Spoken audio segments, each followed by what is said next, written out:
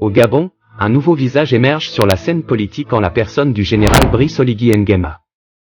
En tant que chef de la garde républicaine, il est pressenti pour prendre les rênes du pays et guider la transition.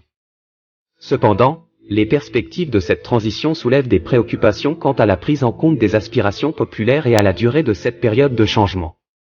Le général Brice Oligui Nguema, une figure émergente. Ce mercredi 30 août, le président Ali Bongo n'a pas pu prendre les rênes du pays après les élections. Des militaires ont annoncé sa destitution. Le chef de ce groupe de militaires est le général Brice Oligui Nguema. Il est positionné pour diriger provisoirement le pays. Qui est Brice Oligui Nguema?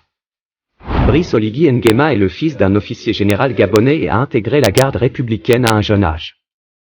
Il a notamment officié en tant qu'attaché militaire à l'ambassade du Gabon au Maroc, puis au Sénégal, selon la presse locale. Il aurait également été formé à l'Académie royale militaire de Meknès au Maroc avant de suivre un stage de commando au centre d'entraînement commando en forêt équatoriale du Gabon. En 2018, Brice Oligui Nguema est porté à la tête de la Direction générale des services spéciaux, DGSS, le service de renseignement de la garde républicaine. Quelques mois plus tard, il est promu à la tête de la garde républicaine et met en place la section des interventions spéciales dont il renforce les effectifs. Selon certaines sources, la période de transition au Gabon aura une durée estimée entre 2 et 3 ans.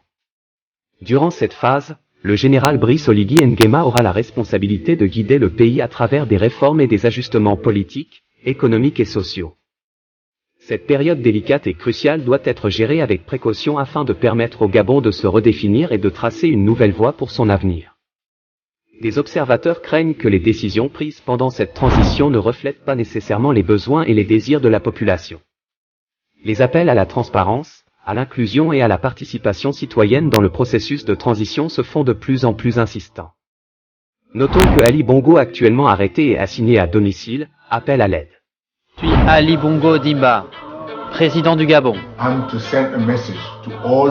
J'envoie un message à tous les amis que nous avons à travers le monde pour qu'ils fassent du bruit. Pour qu'ils fassent du bruit parce que des gens ici m'ont arrêté, moi et ma famille. Mon fils se trouve à un endroit, ma femme dans un autre, et je suis assigné à résidence. Je suis dans ma résidence, et il ne se passe rien. Je ne sais pas ce qu'il se passe. Donc je vous demande de faire du bruit, de vraiment faire du bruit. Ce coup d'État au Gabon intervient quelques heures après la proclamation des résultats officiels de l'élection présidentielle, qui donnait Ali Bongo vainqueur avec 64,27% des suffrages exprimés.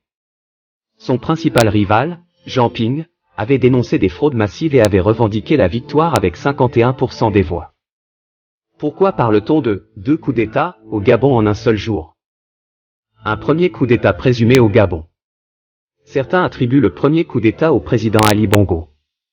Des spéculations circulent selon lesquelles Bongo aurait orchestré des manœuvres en coulisses pour s'emparer du pouvoir en remportant les élections. Quelques éléments soutiennent cette théorie. Coupure d'Internet et couvre-feu. Peu après les élections, le gouvernement a annoncé la coupure d'Internet et a instauré un couvre-feu. Cette décision a soulevé des interrogations quant à la transparence des élections et à la possibilité de manipulation. Revendication de l'opposition, l'opposition a affirmé avoir remporté la victoire dès le lendemain du scrutin. Annonce controversée des résultats, l'annonce des résultats électoraux proclamant Ali Bongo vainqueur avec 64,27% des suffrages a suscité des doutes. Ces résultats ont été contestés par une partie de la population et de la classe politique, nourrissant le sentiment d'injustice électorale. Un second coup d'État en réponse au premier. Il s'agit du coup d'État perpétré par les officiers de l'armée qui ont pris le contrôle du pays. Ce groupe aurait agi en réponse aux préoccupations suscitées par les controverses entourant le processus électoral. Pour l'instant, le pays est plongé dans l'incertitude politique.